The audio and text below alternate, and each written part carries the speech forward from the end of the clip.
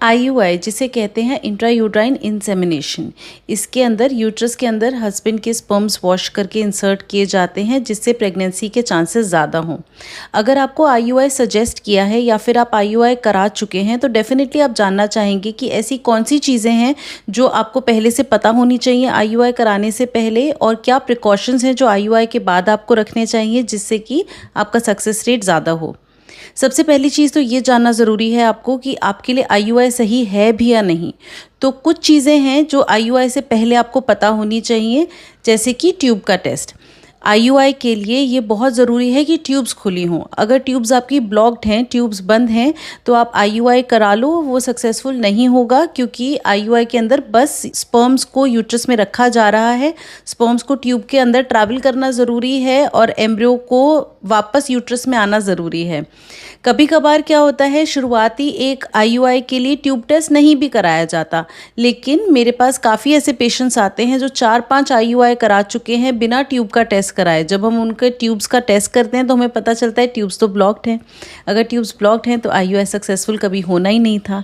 Tube test के लिए मैं ऑलरेडी एक वीडियो बना चुकी हूँ, आप वो ज़रूर देखिए। ट्यूब टेस्ट कराने से पहले ट्यूब टेस्ट एनेस्थीसिया के अंडर हो तो वो बेहतर है। दूसरी चीज़ है कि आप कोशिश करें कि आप IUI एक रजिस्टर्ड फर्टिलिटी सेंटर से कराएं। इट इज़ इम्पॉर्टेंट कि आप जहाँ कराएं वहाँ पे सारी फैसिलिटीज़ होनी चाहिए। सबसे पहले जैसे कि आपको पता है, आपके एग्स को हम देखते हैं कि एग्स आपके कितने मैच्योर हो गए हैं, यूट्रस की लाइनिंग कितनी अच्छी है। जब हमको लगता है सब कुछ एकदम परफेक्ट है, तब हम आपको एग रप्चर होने का इंजेक्शन देते हैं।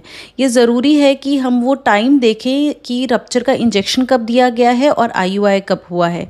उसके बाद IUI के लिए आपको जब बुलाया जाए तो आप टाइम पे सेंटर पहुंचिए। कई सेंटर्स पे डबल IUI होता है, मतलब जिस दिन आपको रप्चर का इंजेक्शन दिया जाता है उसके अगले दिन IUI होता है और फॉलोइंग डे एक बार और IUI होता है। बट ज़्यादातर सेंटर्स पे सिंगल IUI होता है, यूजुअली 36 to 40 आवर्स बाद। ये इसके पीछे वजह क्या है, ये टाइमिंग हमारे लिए इम्पोर्टेंट क्यों है?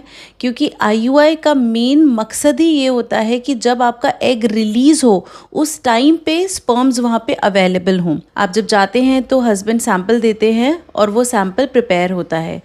IUI का सक्सेस डिपेंड करता है कि कितने अच्छे से सैंपल प्रिपेयर हुआ और टाइमली IUI हो गया है या नहीं।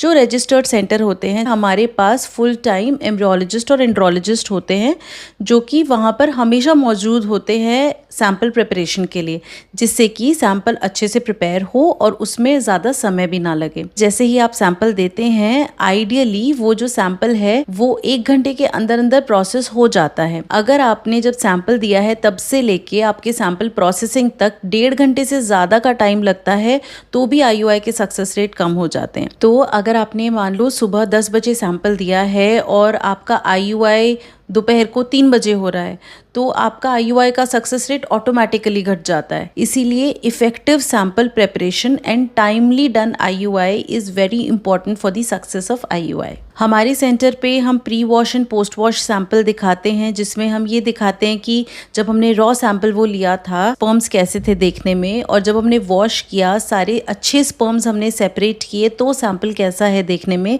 और उसमें बहुत डिफरेंस होता है। अब सैंपल प्रिपेयर हो गया, नेक्स्ट स्टेप है द प्रोसेस ऑफ IUI। जो IUI का प्रोसेस है ना, वो बहुत स्मूथ होना चाहिए। बेसिकली चाहे आप IUI कराओ चाहे आप IVF कराओ, आपको कभी भी पेन नहीं होना चाहिए। जो IUI में कैथेटर यूज किया जाता है वो भी बहुत ही थिन कैथेटर होता है। जो हम कैथेटर इंसर्ट करते हैं वो भी हम कई बार अल्ट्रासाउंड गाइडेड इंसर्ट करते हैं। तो अगेन आप ऐसी जगह जाइए जहाँ पर अगर आपका IUI डिफिकल्ट हो तो अल्ट्रासाउंड की फैसिलिटीज भी वहीं पर ही हो, ताकि अल्ट्रासाउंड में देखते हुए वो कैथेटर इंसर्ट हो। इसके अलावा एक बार आपका IUI हो जाता है तो नेक्स्ट चीज होती है कि IUI के बाद आपको रेस्ट करना है या नहीं। देखिए, जो गाइडलाइंस हैं वो कहती हैं कि IUI के बाद 15 मिनट तक आपको रेस्ट करना चाहिए। मतलब 15 मिनट तक वैसे ही आप लेटे रहो जिस तरह से आपका IUI हुआ है। कोई जरूरत नहीं है कि लेग्स ऊपर करके लेटना है, 1 घंटे तक लेटना है, ऐसे कुछ नहीं है। बट 15 मिनट आप लेटे रहो। अब ये 15 मिनट वेट करने के बाद अगर आप चाहो तो आप वॉशरूम जा सकते हो, यूरिन पास कर सकते हो। इसके अलावा जब IUI हो जाता आता है तो आपको 15 दिन की मेडिसिन लिखी जाती हैं। ये आपके लिए बहुत इंपॉर्टेंट है। ये मेडिसिन हैं आपके यूट्रस को, आपकी बच्चेदानी को रेडी करने के लिए फॉर इनकमिंग प्रेगनेंसी।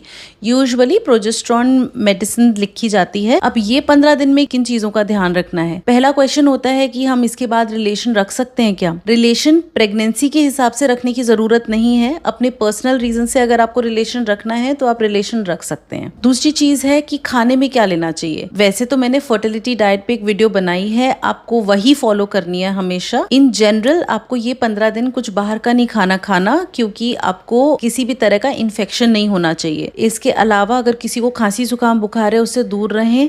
किसी भी तरह का इन्फेक्शन अगर होता है वो प्रेगनेंसी का सक्सेस रेट थोड़ा कम कर देता है। अगर आप कोई और मेडिसिन लेते हैं जैसे पेन किलर वगैरह, तो ये आप अपने डॉक्टर से कंसल्ट करके ही लें। कई लोग पेन किलर्स ले लेते हैं around the time of IUI। उनको लगता है उनको बहुत पेन हो रहा है, बट ये पेन यूजुअली ओव्यूलेशन की वजह से होता है, जब आपका एग रप्चर होता है, और ये पेन अपने आप चला भी जाता है। इसके लिए पेन किलर लेने की जरूरत नहीं पड़ती। नेक्स्ट है एक्सरसाइज। एक्सरसाइज जो मॉडरेट एक्सरसाइज है वो आप कर सकते हैं। अगर आप वॉक के लिए जाते हैं 15-20 मिनट आधा घंटा, तो आप वॉक के लिए जा सकते हैं।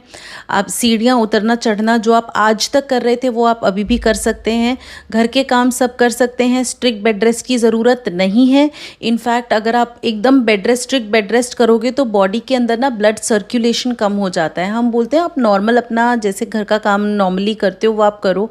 आप ऑफिस जाते हो आप ऑफिस भी जाओ। अगर आप जिम जाते हो तो आप जिम जा सकते हो, बट जो बहुत स्ट्रिक्ट एक्सरसाइज होती है जैसे HIIT होती है, हाई इंटेंसिटी वर्कआउट होता है, वो आप अवॉइड करना ये 15 डेज। स्ट्रिक्ट बेड रेस्ट हम इसलिए भी मना करते हैं क्योंकि ये 15 दिन आई कैन अंडरस्टैंड आपके लिए बहुत स्ट्रेसफुल होते हैं। आपको टेंशन होता है कि आपका IUI सक्सेसफुल होगा या नहीं, और अगर आप कंप्लीट बेड रेस्ट पे रहते हो तो आपका सक्सेस तो नहीं बढ़ता, बट आपका स्ट्रेस जरूर बढ़ जाता है। आप उसी के बारे में सोचते रहते हो। दूसरी चीज, आपको साइंस ऑफ इम्प्लांटेशन के बारे में भी थोड़ा बहुत आइडिया होना चाहिए। IUI के बाद हल्की फुल्की क्रैम्पिंग वगैरह तो नॉर्मल है। IUI के 4-5 दिन बाद कभी कभार कुछ लोगों को थोड़ा बहुत पेट में ना दर्द होता है लोअर एब्डोमेन में। उसके लिए लोग पेन किलर्स वगैरह ले लेते हैं और या फिर घबरा जाते हैं। लेकिन ये IUI के 1 हफ्ते बाद का जो थोड़ा सा पेन होता है that can be a sign of implantation. इसका मतलब आपका यूट्रस जो है वो आने वाले जो एम्ब्रियो है उसको एक्सेप्ट कर रहा है। ये एक पॉजिटिव साइन होता है, इसे घबराना नहीं है। आपको वही मेडिसिन कंटिन्यू करनी है। 15 डेज के बाद अपना प्रेगनेंसी टेस्ट कर लेना है। कई लोगों को जब उनका पीरियड मिस होने वाला टाइम होता है उस टाइम पर ब्रेस्ट में पेन होता है। ये अगेन एक साइन है इनकमिंग प्रेगनेंसी का। इसके लिए भी आपको पेन किलर लेने की जरूरत नहीं है, घबराने की जरूरत नहीं है। इसके बावजूद अगर 15 दिन के बाद IUI सक्सेसफुल नहीं होता है, पीरियड आ जाते हैं, तो आपको बिल्कुल टेंशन नहीं लेना है। आपको बैठ के अपने डॉक्टर से डिस्कस करना है कि क्या ऐसी चीज़ थी जिसकी वजह से IUI सक्सेसफुल नहीं हुआ। आपके ट्रीटमेंट में हम कुछ चेंज कर सकते हैं क्या, दोबारा IUI कर सकते हैं क्या हमें ट्यूब टेस्ट कराने की ज़रूरत है, क्या हस्बैंड को कोई मेडिसिन लेने की ज़रूरत है, क्या आपको अपने एग का टेस्ट और एग क्वालिटी का टेस्ट कराने की ज़रूरत है। इसके अलावा आई एम श्योर आपके बहुत और क्वेश्चंस होंगे। जो भी आप पूछना चाहते हैं आप कमेंट सेक्शन में लिख सकते हैं। I will try to answer all your queries. और कई लोग अपनी मेडिकल क्वेरीज भी डिस्कस करते हैं कमेंट सेक्शन में। कुछ लिमिट तक मैं उनकी क्वेरीज आंसर कर सकती हूँ, बट बहुत सारी ऐसी चीज़ें होती हैं जो मैं जानना चाहती हूँ आपके बारे में, आपको ट्रीटमेंट एडवाइस करने के लिए, वो मैं यूट्यूब कमेंट्स में नहीं लिख सकती। तो अगर उसके लिए आपको कंसल्ट करना है तो आप ऑनलाइन कंसल्ट कर सकते हैं, या फिर यू फाइंड आउट आपके एरिया में फर्टिलिटी स्पेशलिस्ट कौन से हैं, उनको आप दिखाइए। And wish you good luck.